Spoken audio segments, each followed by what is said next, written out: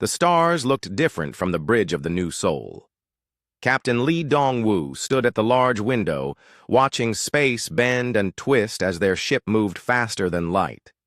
His dark eyes reflected the blue glow of the engines. After 3 months of travel, they were finally reaching the edge of known space.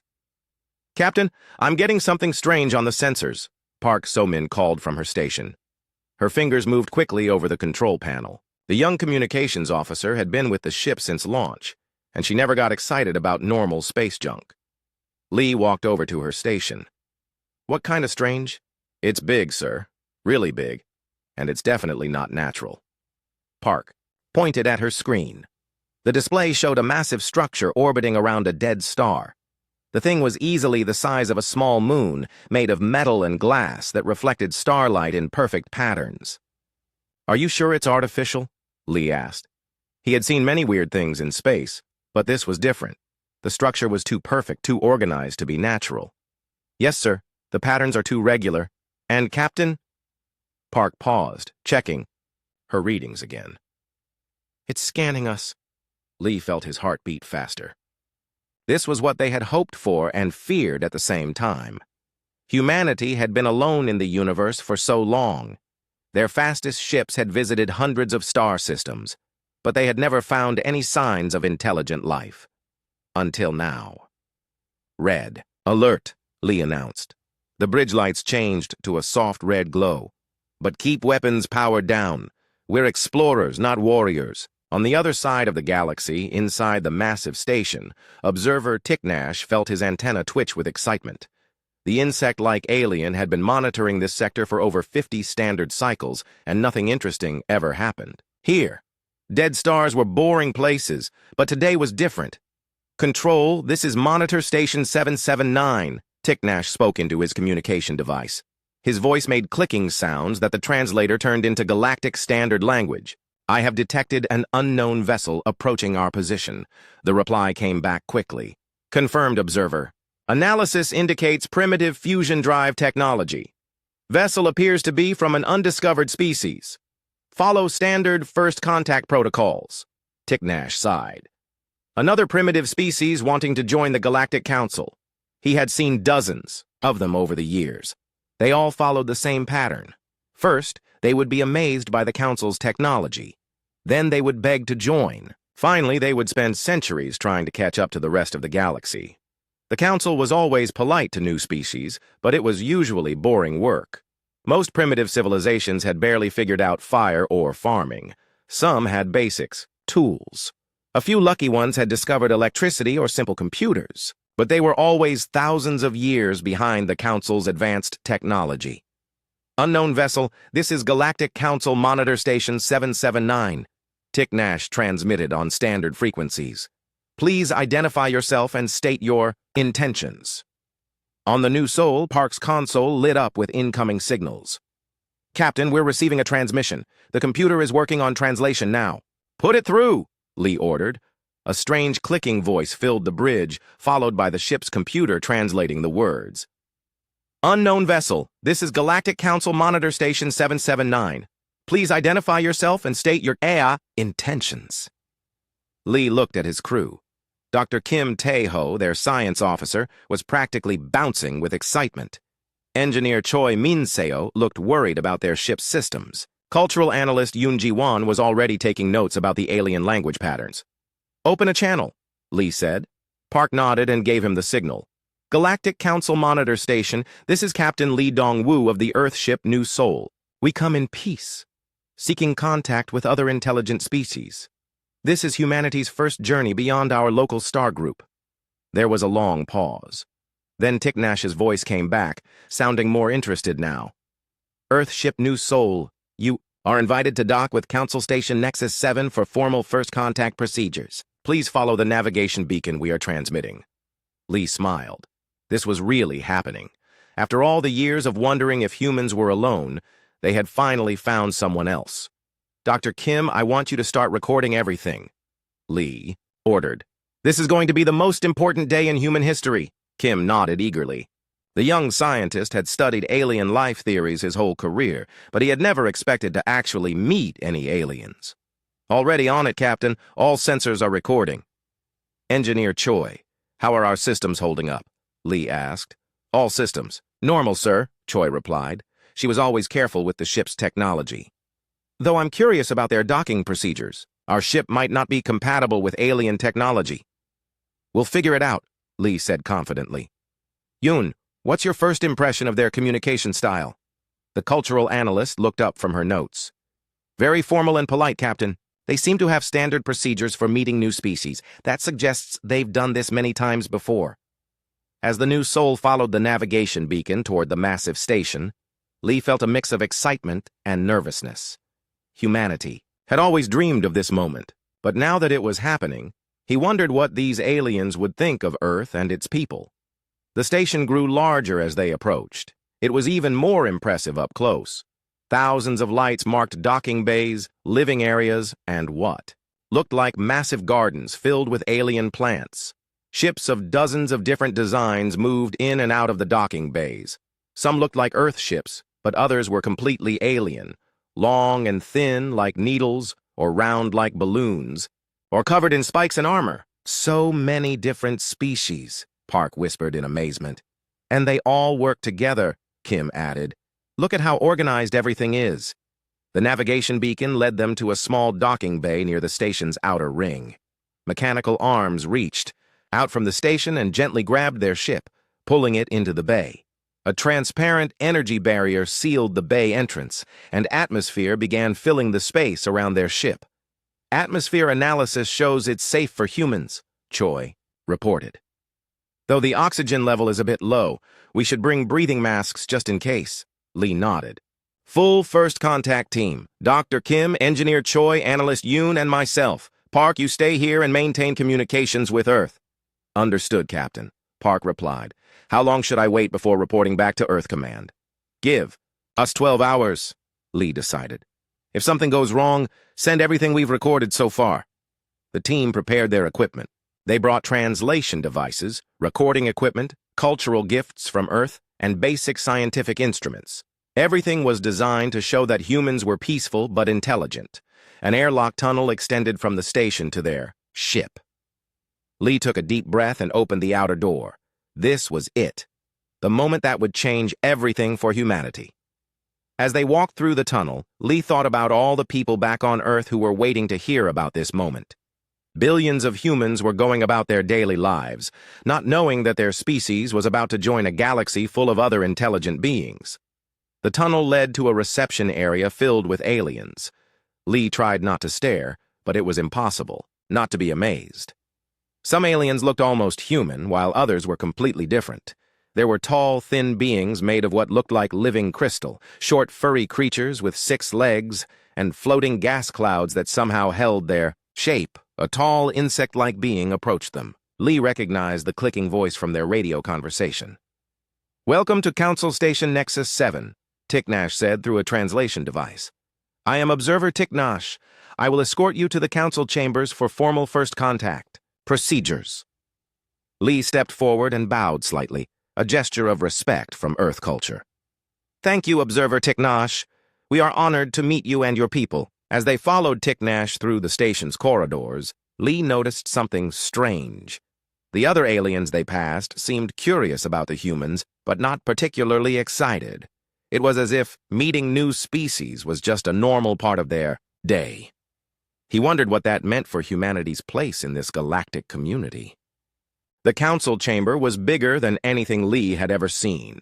The circular room stretched up so high that the ceiling disappeared in shadows. Thousands of seats arranged in rings held representatives from dozens of different species. Some sat in chairs, others floated in special containers, and a few hung from the ceiling on metal cables. At the center of the room was a small platform with 4 chairs, clearly meant for the human delegation. Lee felt very small as he and his team walked toward their seats. Every eye, antenna, and sensor in the room was focused on them. A voice boomed through the chamber, speaking in a language that sounded like wind blowing through metal tubes. The translation came a moment later. The Council recognizes the species from the planet Earth. Please present yourselves and your civilization for evaluation. Lee stood up from his chair. His voice felt tiny in the huge space. but the chamber's acoustics carried his words clearly to every seat. Honored members of the Galactic Council, I am Captain Lee Dong-woo, representing the United Earth Government.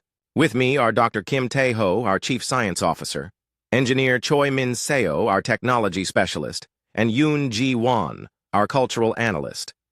A murmur went through the chamber. Lee couldn't tell if it was good or bad. He continued with the presentation they had prepared during their journey. We come from a small planet in what you probably call the Outer Rim territories. Humanity achieved spaceflight about 300 years ago. We've been exploring our local star systems, but this is our first journey into the wider galaxy. The murmur grew louder. Lee noticed that some of the aliens were leaning forward in their seats, which seemed like a good sign. Dr. Kim stood up next. The young scientist had practiced this part of the presentation many times. Our civilization has recently achieved faster-than-light travel using fusion drive technology. We've also developed sustainable power sources for our home world. More interested sounds came from the audience. A few aliens were taking notes on devices that looked like glowing crystals. We've learned to work with artificial intelligence systems, Kim continued. Our computers help us solve complex problems and manage our society's needs. We've also made progress in medical science, allowing most humans to live healthy lives for about 200 years. The chamber was getting quieter. Lee noticed that fewer aliens were taking notes now. Maybe what Kim was describing wasn't as impressive as they had hoped. Engineer Choi stood up for her part of the presentation. She was nervous speaking to such a large group, but her voice was steady. Humanity has developed basic genetic modification techniques to cure diseases and improve crop production. We've also experimented with nanotechnology for manufacturing and environmental cleanup. The chamber was almost silent now. Lee was starting to worry that their technology wasn't advanced enough to impress the council. Choi continued, We've solved most resource scarcity issues on Earth through matter reorganization techniques. Our cities are powered by clean fusion reactors, and we've learned to recycle almost any material at the molecular level. Now there was complete silence in the chamber. Lee couldn't even hear the breathing or equivalent sounds from the alien species. Had they said something wrong? Yoon stood up for the final part of their presentation. Humanity has unified under a single democratic government that represents all nations and cultures on Earth. We eliminated warfare about 200 years ago through mutual understanding and resource sharing. The silence continued. Yoon kept talking, trying to fill the uncomfortable quiet. We've preserved over 10,000 human languages and maintained cultural diversity while sharing resources equally among all people. Our education system allows every human to learn about other cultures and develop their individual talents. She paused, then added, We've also established colonies on 12 other planets and 3 space habitats, all governed by the same principles of cooperation and cultural respect. The silence stretched on for several long minutes. Lee was beginning to wonder if they should sit down when a tall, gas-like being near the center of the chamber finally spoke. Species of Earth, the being said in a voice like wind through caverns, your presentation raises some questions. When you say matter reorganization, can you be more specific about this technology? Engineer Choi looked confused by the question. It's just standard molecular assembly, sir. We break down raw materials at the atomic level and rebuild them into whatever we need. Food, building materials, clothing, tools. Most of our manufacturing is done this way now. Another long pause.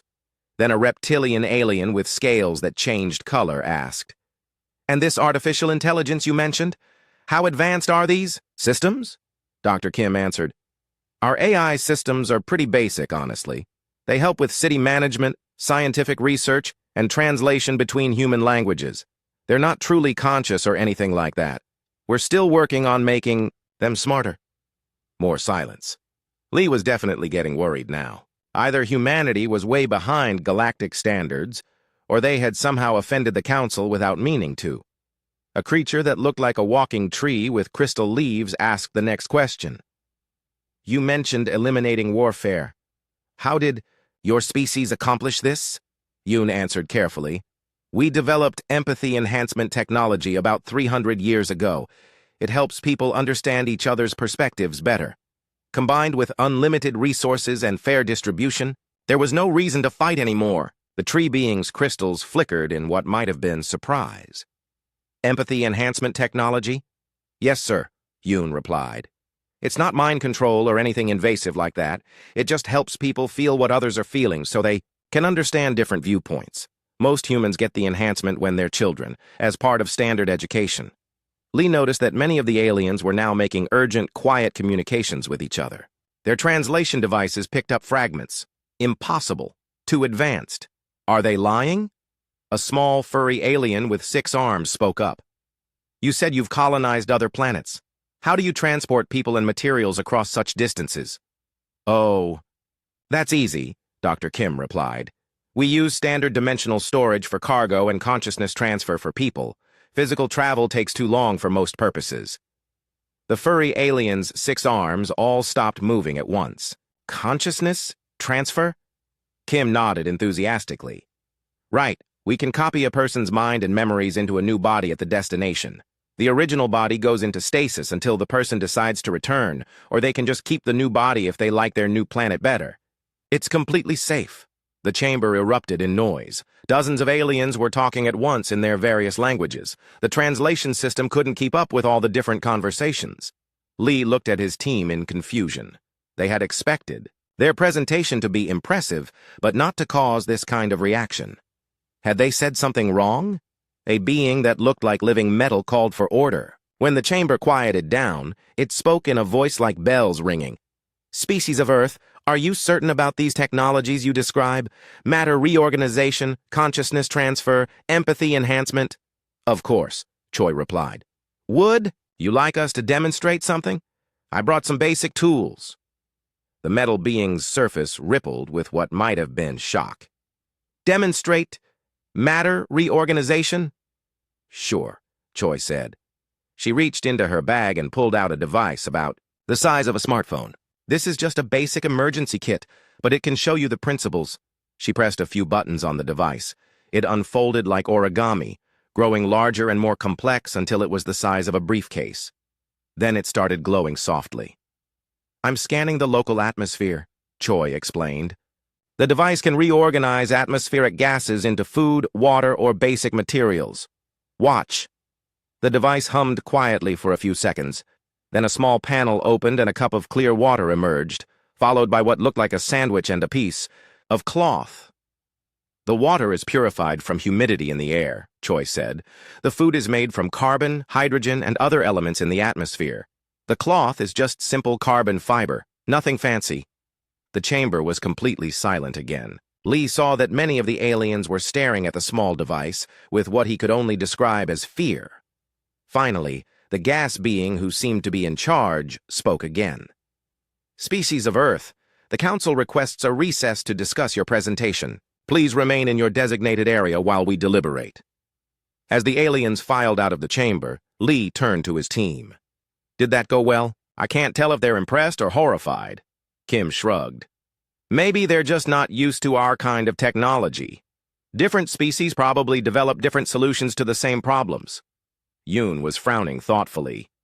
I don't think that's it. Did you notice how they reacted to each thing we mentioned? It was like they'd never heard of these technologies before. That's impossible, Choi said. Some of this stuff is basic science. Any spacefaring civilization should have figured out molecular assembly and AI assistance. Lee was beginning to get a strange feeling in his stomach. Maybe we should have asked more questions about their technology before we started talking about ours. The council members returned to the chamber after 2 hours. Lee noticed that there were more aliens present now than before. Word seemed to have spread quickly about the human presentation. Some of the newcomers looked like they held important positions based on the fancy clothing and the way other aliens treated them with respect. The gas being who led the council spoke first. Species of Earth, I am Speaker Zolmiran. The council has discussed your presentation and has some questions about the technologies you described. A large reptilian alien stood up near the front of the chamber. His scales were dark green with gold markings that seemed to indicate high rank. I am Science Director Morthak. The Council would like to see demonstrations of the devices you mentioned. This will help us understand your civilization's capabilities. Lee nodded. Of course, Science Director, we'd be happy to show you anything we can. Morthak gestured to the device Choi had used earlier. That molecular assembly unit, you demonstrated. Is that considered advanced technology among your people? Choi looked confused by the question. Advanced? No, sir. This is just a basic emergency kit. Every human carries one when they travel. Children get their first one when they turn 12. A murmur went through the chamber. Morthak's scales changed, color slightly, which Lee guessed might indicate surprise or concern. Could you show us what you consider advanced technology? Morthak asked. Well, Choi said thoughtfully, I didn't bring anything really advanced. This is just an exploration mission, so we only packed basic equipment. She reached into her bag again. But I do have my standard engineering toolkit. She pulled out another device, this one slightly larger than the first. When she activated it, it projected a holographic display showing various tools and options. This can handle most engineering problems, Choi explained. It has dimensional storage for about 1,000 different tools and components. The fabrication unit can create anything I need from basic materials, and it has a quantum computer for design calculations. She demonstrated by having the device create a small robot from materials in the air. The robot walked around on the platform, waved at the audience, then dissolved back into component atoms when Choi pressed another button. The chamber was silent except for the sound of many aliens communicating urgently with each other in whispers. Dr. Kim stood up next. Would you like to see our medical technology? I brought a basic health scanner. He pulled out a device that looked like a small tablet. This can diagnose and treat most medical problems, Kim explained. He pointed the device at himself, and a holographic display appeared showing his body in perfect detail. It can see inside living beings without any harmful radiation, and it can repair most injuries or diseases using targeted nanomedicine. He demonstrated by having the device heal a small cut on his finger using a beam of light. The cut disappeared completely in seconds, leaving no scar. Of course, this is just first aid level, Kim added. For serious medical problems, we'd use consciousness transfer to a healthy body or full molecular reconstruction. A crystalline being near the back of the chamber spoke in a voice like wind chimes. Molecular reconstruction of living beings? Sure, Kim replied. If someone is badly injured or has a genetic disease, we can scan their consciousness and rebuild their body from scratch. It takes about 6 hours for a complete human body. The new body is usually healthier than the original. More urgent whispers filled the chamber. Lee was beginning to realize that their technology might be more unusual than they had thought. Yoon stood up next. Would you like to see our cultural preservation technology? I brought some samples of human art and literature. She activated a device that projected a three-dimensional space around the platform. Suddenly, the humans were standing in what looked like a garden from ancient Earth, complete with the sounds of birds singing and the smell of flowers. This is a sensory recording from Earth's history, Yoon explained. We can capture complete experiences, sight, sound, smell, touch, even emotions, and share them with others. This particular recording is from a garden in Japan about 800 years ago. The projection changed to show different scenes: a human city with flying cars, an underwater settlement, a space station orbiting a gas giant. Each scene was so realistic that several aliens moved backward in their seats. We use this technology to preserve cultural experiences, Yoon continued. Anyone can experience what life was like in different time periods or places. It helps us understand our history and maintain connections to our heritage. She switched off the device and the projections faded away. Speaker Zolmiran's gaseous form seemed to be moving more rapidly now. These devices you've shown us, are they common among your people? Oh yes, Choi replied. Everyone has access to basic fabrication and medical technology. The sensory recording equipment is more specialized, but most schools and libraries have it. And these are considered basic technologies? Morthak asked, his scales now showing patterns Lee hadn't seen before. Well, basic for everyday use, Kim explained. We have much more advanced systems for research and development, but we didn't think it would be appropriate to bring experimental technology to a first contact meeting. A new alien stood up in the chamber. This one looked like a warrior, with thick armor and weapons that Lee hoped were ceremonial. I am Military Coordinator Vex Tali. What defensive capabilities does your ship possess? Lee frowned. Defensive capabilities? We're explorers, not soldiers. The new Sol only has basic safety systems. What do you consider basic safety systems? Vexitali asked. Captain Lee looked to Engineer Choi, who answered, standard hull armor, energy shields, reality anchors to prevent dimensional attacks, temporal stabilizers to avoid time-based weapons, and matter disintegration fields for clearing space debris. Vextali's armor seemed to change color. Matter disintegration fields? Right, Choi said. Sometimes there are asteroids or space, junk in the way when you're traveling fast. The disintegration fields break them down into harmless particles. It's just a safety feature. And these reality anchors? Vexitali pressed. They keep the ship locked in normal space-time, Choi explained. Some areas of space have dimensional instabilities that could send you to the wrong universe or time, period. The anchors prevent that from happening. Lee noticed that Vexitali was now communicating rapidly with other aliens, using what looked like a military communication device. Dr. Kim added helpfully, our ship also has basic life support nanobots, in case of emergency. They can keep a human alive in almost any environment, even in vacuum or underwater. And we have emergency consciousness backup systems in case of fatal accidents. Consciousness backup? Speaker Zolmiran asked. Yes, sir, Kim replied. If someone dies unexpectedly, we can restore them from a backed-up copy of their mind. The backup systems update every few minutes, so you usually only lose a short amount of memory. The chamber erupted in noise again. This time the translation system was, picking up words like impossible, godlike, and universe-changing. Lee was getting very worried now. Either they had seriously misunderstood something about galactic civilization, or they had accidentally revealed information they shouldn't have. Yoon leaned over and whispered to him, Captain, I'm starting to think these technologies aren't as common as we thought. But that's impossible, Choi whispered back. Any species advanced enough for space travel should have figured out molecular manipulation and AI assistance. These are basic scientific principles. Kim nodded in agreement. Maybe they just developed different solutions to the same problems. Different species might have different approaches to technology. Lee wasn't so sure. The aliens' reactions were too extreme for simple technological differences. There was something else going on here.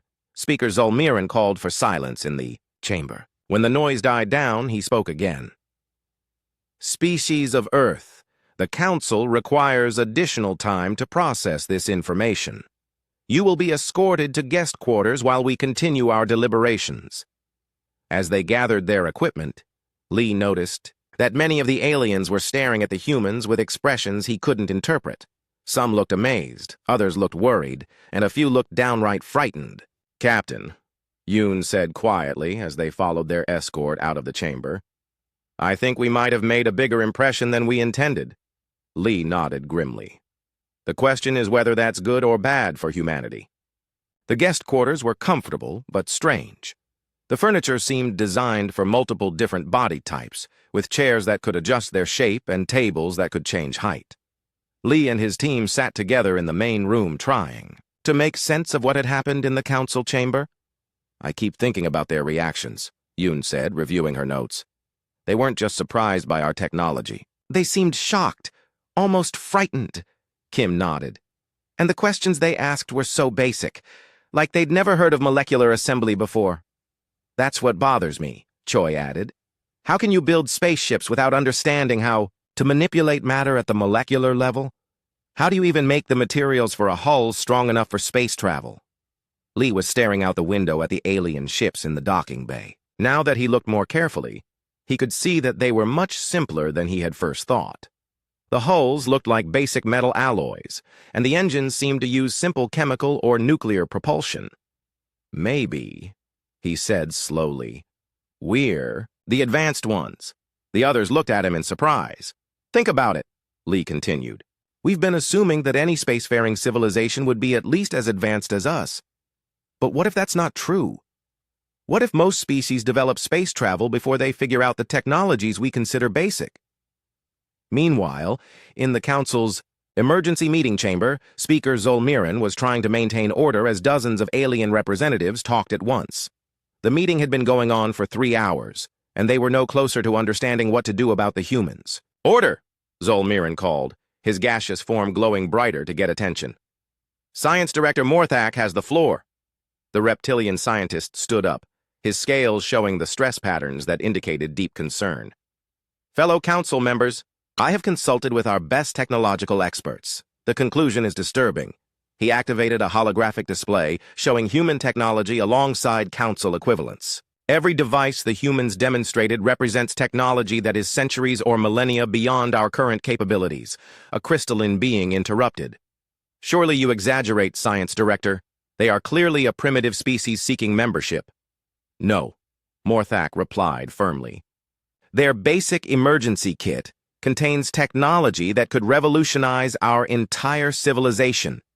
Molecular assembly on that scale is something we've theorized about but never achieved. Our most advanced fabrication systems can barely manipulate single molecules. He switched to another display. Their medical scanner shows complete internal structure of living beings without any detectable energy emission. Our best medical equipment requires dangerous radiation or invasive procedures. And their ability to heal injuries instantly?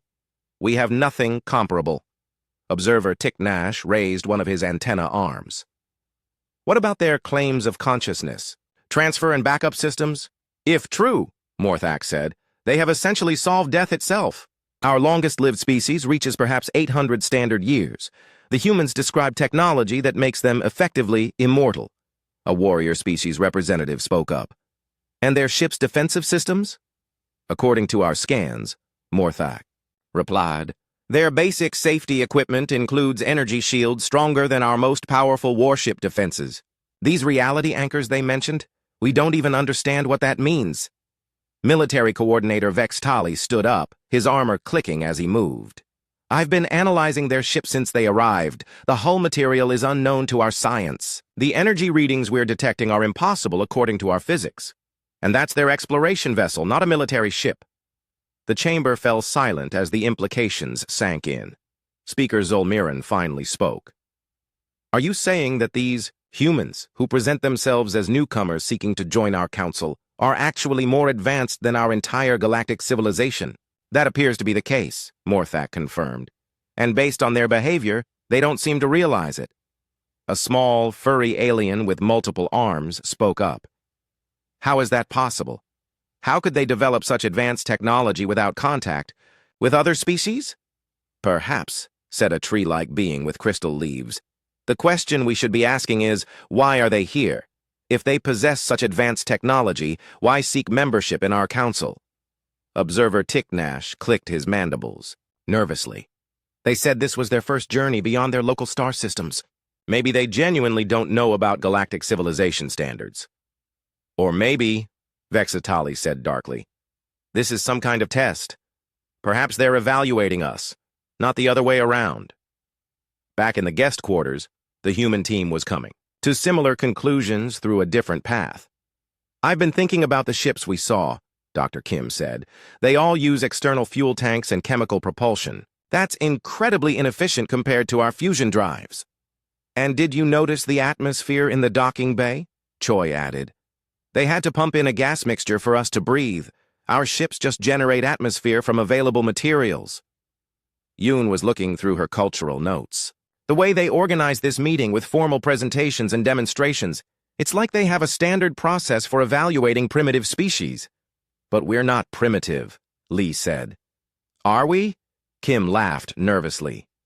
Compared to what we imagined galactic civilization would be like, we thought we'd be the country cousins meeting the big city relatives. Instead, it's like we're accidentally the most advanced species they've ever encountered.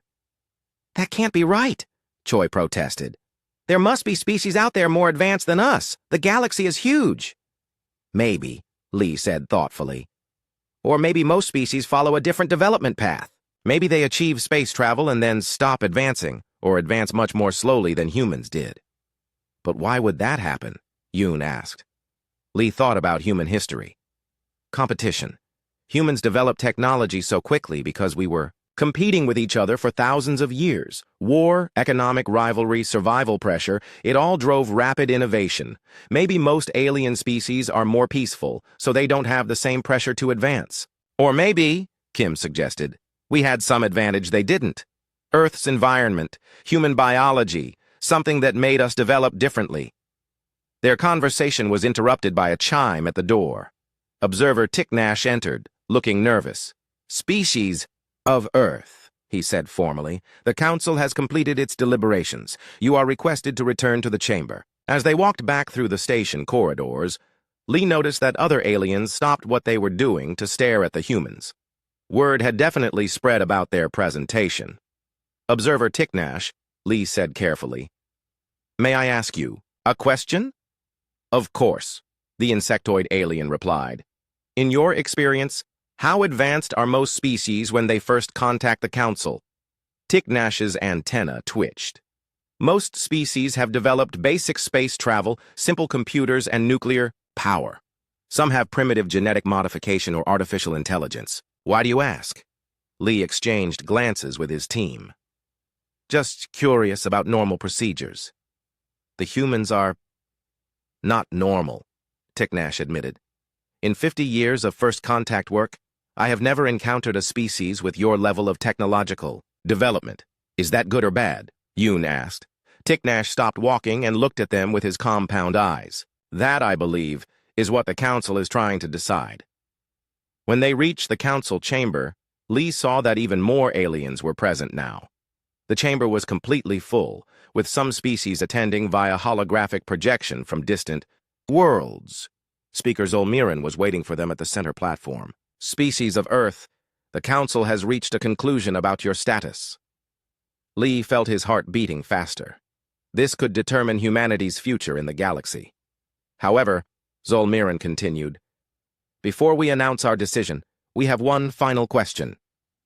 The chamber was completely silent, waiting. "Are you aware," Zolmiran asked carefully, "that the technologies you have demonstrated represent capabilities far beyond anything achieved by our galactic civilization?" Lee looked at his team. They had suspected this, but hearing it confirmed was still shocking. "We suspected something like that based on your reactions," Lee admitted. "But we find it hard to believe. Surely some species in the galaxy must have developed similar technologies." "None," Science Director Morthak said firmly.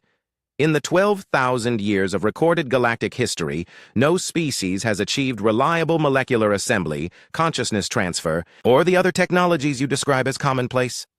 The humans stood in stunned silence. They had come seeking membership in an advanced galactic civilization. Instead, they had accidentally revealed themselves as the most technologically advanced species in the galaxy. "So," Speaker Zolmiran said, "the question is no longer whether Earth qualifies for Council membership. The question is, what do we do now?" The silence in the Council chamber stretched on for long minutes. Lee could feel thousands of alien eyes watching him and his team. Finally, he found his voice. "Speaker Zolmiran, we came here hoping to learn from more advanced civilizations. We never intended to cause any problems or disruption." "The disruption is not intentional," Zolmiran replied, his gaseous form shifting colors rapidly. "But it is significant nonetheless. Your presence here changes everything we thought we knew about technological development." "Military Coordinator." Vextali stood up, his armor plates clicking together. "We must ask about Earth's military capabilities. Given your advanced technology, what weapons do your people possess?" Lee looked confused. "Weapons? We don't really have weapons anymore.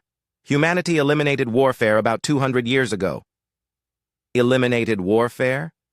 Vexitali's armor changed color to what Lee guessed was surprise.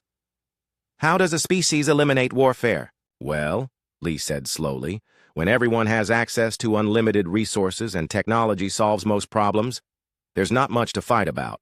Plus, the empathy enhancement technology makes it hard for people to want to hurt each other." Dr. A. Kim stepped forward.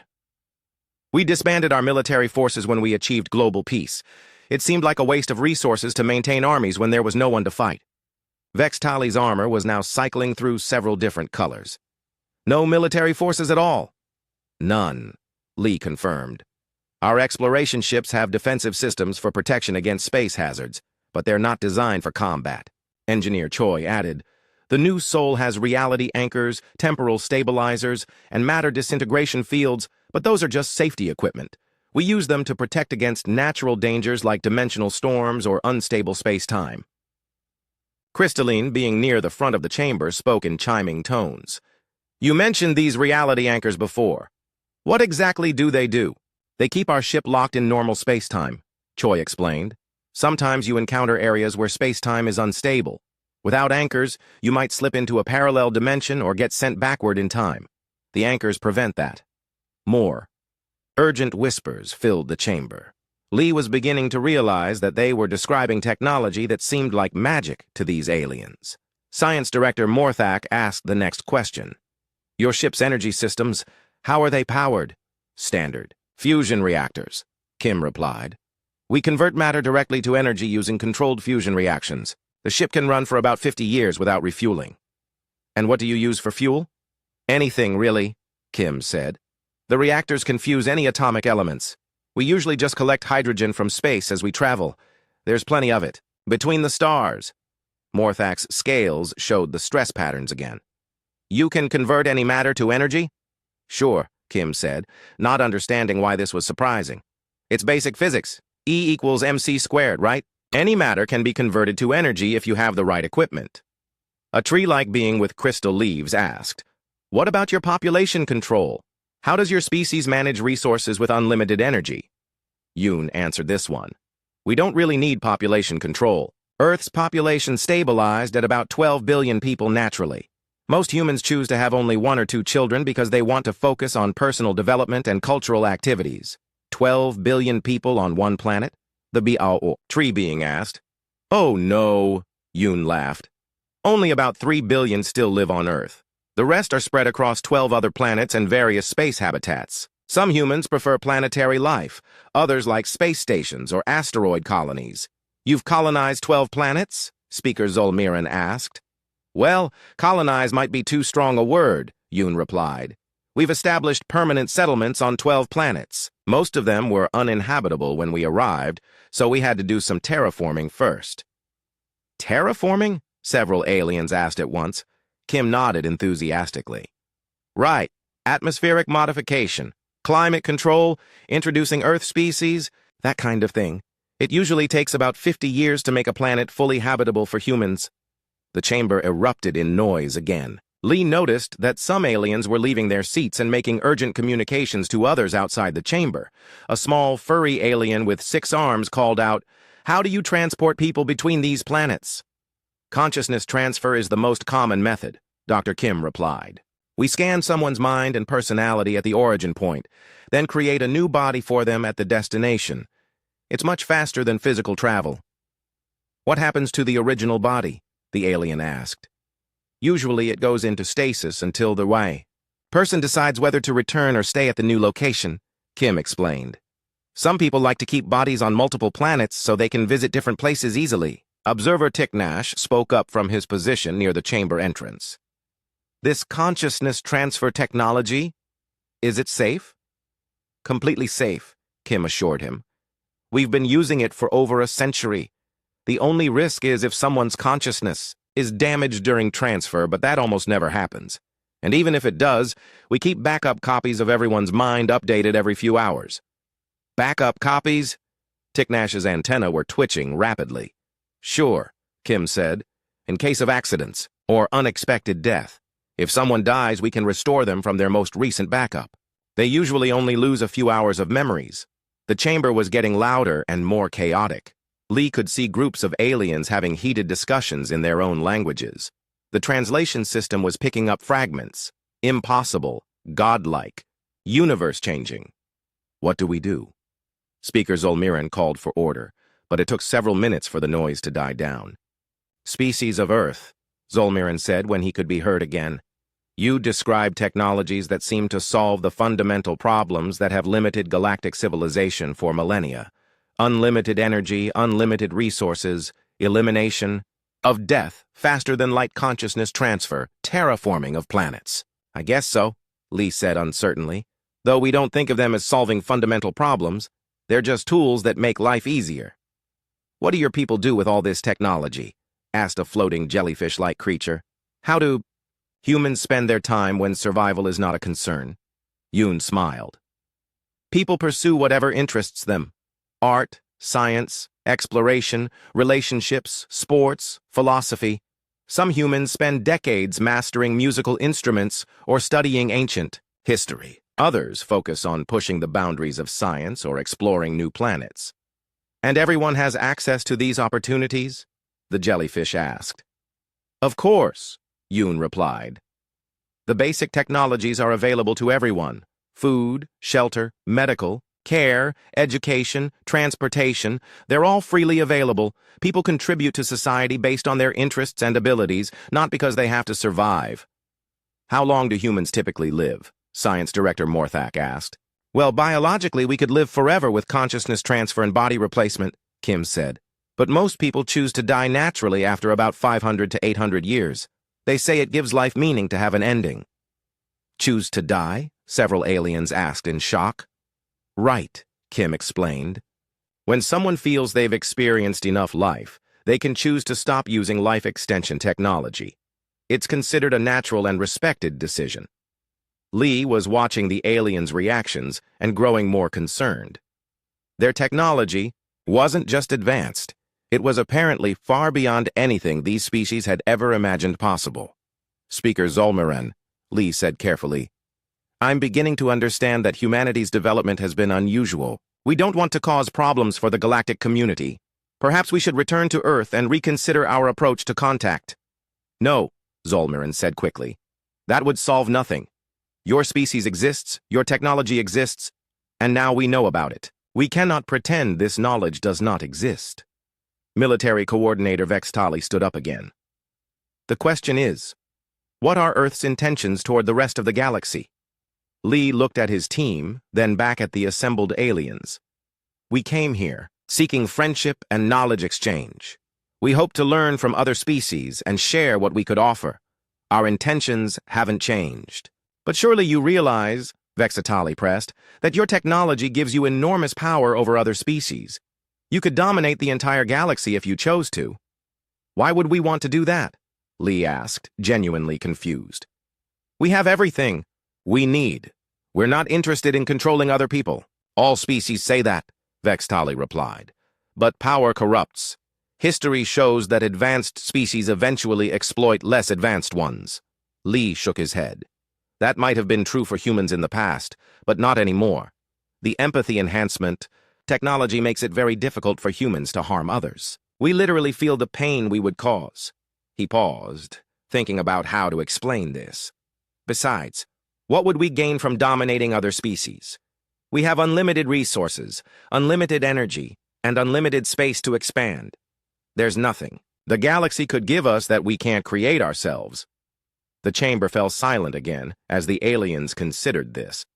Lee realized they had just revealed something that might be even more shocking than their technology. Humanity had evolved beyond the desire to conquer. The council chamber remained silent for what felt like hours. Lee could see aliens communicating with each other through private channels, their various forms of technology lighting up as messages flew back and forth across the galaxy. Finally, Speaker Zolmiran's gaseous form began to glow brighter. Species of Earth, Zolmiran announced. The Council has reached a decision that is unprecedented in our 12,000-year history. Lee felt his stomach tighten. This could go very badly for humanity. We do not offer you membership in the Galactic Council, Zolmiran continued. Lee's heart sank. They had come so far hoping to join the galactic community, only to be rejected. Instead, Zolmiran said, we ask if humanity would consider helping us rebuild galactic civilization entirely. Lee blinked in surprise. That was not what he had expected to hear.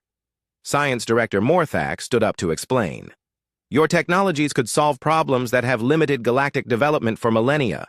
Resource scarcity, energy limitations, short lifespans, the difficulty of interstellar travel. You have solved all of these issues.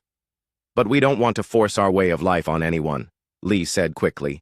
Every species should have the right to develop according to their own values and culture. We understand that, Zolmiran replied, which is why we ask for your help, not your domination.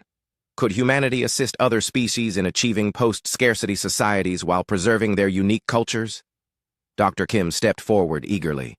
That sounds like exactly what we hoped for when we started this journey. Learning from other species while sharing what we've learned. Yoon nodded enthusiastically. Cultural exchange has always been important to humans. We've preserved thousands of different human cultures on Earth. We could do the same thing on a galactic scale. Engineer Choi looked thoughtful. We could share our basic technologies gradually, making sure each species adapts them to their own needs and values. No one would have to abandon their culture or identity. Military Coordinator Vex Tali asked, "How would you prevent your technology from being used for warfare or oppression?" "The same way we prevented it on Earth," Lee replied. "The empathy enhancement technology makes it very difficult to use advanced tools to hurt others. We could share that technology first, before introducing more dangerous capabilities. And, if a species doesn't want empathy enhancement," asked a crystalline being, "then they don't get the more dangerous technologies," Choi said simply. "We learned long ago that some technologies are too powerful to share without proper safeguards." Observer Tiknash spoke up from his position near the entrance. "What would humanity gain from helping us? You said you have everything you need." Lee smiled. "Knowledge, friendship, new perspectives.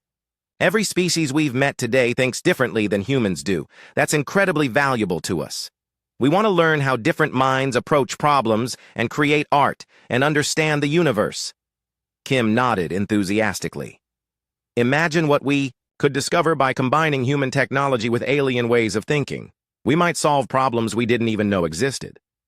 "Plus," Yoon added, "humans enjoy helping others. It makes us happy to see other people living good lives. That's just part of who we are now." Speaker Zolmyron's form seemed to be moving more calmly now. "How would you propose to implement this cooperation?" Lee looked at his team. They hadn't planned for this possibility, but they could adapt. "We could start small. Cultural exchange, programs, joint research projects, gradual technology sharing. We'd want to set up permanent communication networks so species can talk to each other easily. We could establish educational partnerships," Kim suggested. "Human scientists working with alien researchers, sharing different approaches to problems. And cultural centers," Yoon added, "where species can experience each other's art, music, literature, and ways of life." Choi was already thinking about the technical aspects. "We'd need to create technology standards that work for different species. Not everyone has the same biology or environmental needs." "How long would this process take?" asked the tree-like being with crystal leaves. "Generations, probably," Lee admitted. "We wouldn't want to rush anyone. Each species should advance at their own pace in their own way." "And what about species that prefer their current way of life?" asked the small, furry alien with 6 arms. "They can keep living however they want," Lee said. "No one would be forced to change, but the technology would be available for any species that wants it." Science Director Morthak asked, "Would Earth be willing to share the consciousness transfer technology? That could effectively end death for all galactic species." "If they want it," Kim replied. "But we've learned that some humans prefer natural death. It's possible other species will feel the same way. We'd make the technology available and let each individual decide for themselves." The chamber buzzed with excited conversations. Lee could see that many aliens were beginning to imagine what their lives could be like with access to human technology. "There is one concern," Military Coordinator Vexitali said. "If humanity spreads this technology throughout the galaxy, what prevents another species from using it against Earth?" Lee looked surprised by the question. "Why would anyone want to attack Earth? We're offering to share everything freely. There's no reason for conflict." "But if someone did attack?" Vextali pressed. Engineer Choi answered honestly. "Earth's defensive capabilities are probably far beyond anything that could threaten us. But we don't think in terms of defense anymore. We think in terms of prevention." "Prevention?" Vextali asked. "Right," Choi explained. "Instead of building weapons to fight wars, we prevent wars from starting. Empathy enhancement, resource abundance, conflict resolution technology. These things eliminate the reasons for warfare." Speaker Zolmyron called for order in the chamber. "The Council will vote on this proposal. All in favor of establishing the Galactic Collaboration Initiative with Earth as the senior partner?" Thousands of lights lit up throughout the chamber as species after species voted in favor. Lee couldn't see a single vote against the proposal. The measure passes unanimously, Zolmarin announced. The Galactic Council hereby establishes a new era of cooperation with Earth. The chamber erupted in cheers, clicks, whistles, and other sounds of celebration from dozens of different species. Lee felt overwhelmed. They had come seeking membership in an established galactic community. Instead, they had accidentally started a galactic revolution. Captain Communications Officer. Park's voice crackled through Lee's communicator. "I'm receiving a priority message from Earth Command." "Put it through," Lee replied. "New Sol, this is Admiral Han back on Earth. How did the first contact mission go?" Lee looked around the chamber full of celebrating aliens, then at his team's excited faces. "Admiral, mission successful. We've established contact with galactic civilization and negotiated a cooperation agreement." "Excellent, Captain. How advanced are they compared to us?" Lee paused, trying to figure out how to explain this. "Admiral, they're not more advanced than us. They're much less advanced. We accidentally became the senior partners in a galactic alliance." There was a long pause from Earth. "Please repeat that, Captain." "The local galactic civilization is about 500 to 1,000 years behind us technologically," Lee explained. "They've asked us to help them achieve post-scarcity societies and solve their resource and energy problems." Another pause. "Are you saying we need to deploy cultural integration specialists and uplift protocols?" Lee smiled. Of course, Earth Command had protocols for this situation. "Yes, Admiral. Standard uplift procedures, but on a galactic scale. We'll need teams of scientists, cultural specialists, and technology experts." "Understood, Captain. We'll begin preparations immediately." "How many species are we talking about?" Lee looked around the chamber at the dozens of different alien forms. 47 species to start with, Admiral. But they say there are hundreds more throughout the galaxy." "This is going to be interesting," Admiral Han said. "Well done, Captain. Begin Phase 2 integration protocols and wait for the specialist." Teams to arrive. As Lee closed the communication, Dr. Kim leaned over to him. "Phase 2 integration protocols? How many first contact scenarios has Earth planned for?" Lee grinned. "Apparently more than we realized. It sounds like this isn't even Earth's first time doing this." Engineer Choi looked confused. "What do you mean?" "Think about it," Lee said. "We have standard protocols for uplifting primitive civilizations. We have technology specifically designed for helping other species advance. And Admiral Han didn't sound surprised that we'd become the senior partners in a galactic alliance." Yoon's eyes widened. "You think Earth has done this before?" "I think," Lee said slowly, "that this galaxy isn't the first one humanity has encountered. And we're very, very good at peaceful integration." As the celebration continued around them in the council chamber, Lee realized that humanity's story was much bigger than he had ever imagined. They hadn't just made first contact with galactic civilization, they had just added another galaxy to Earth's growing sphere of influence, and the aliens were grateful for it.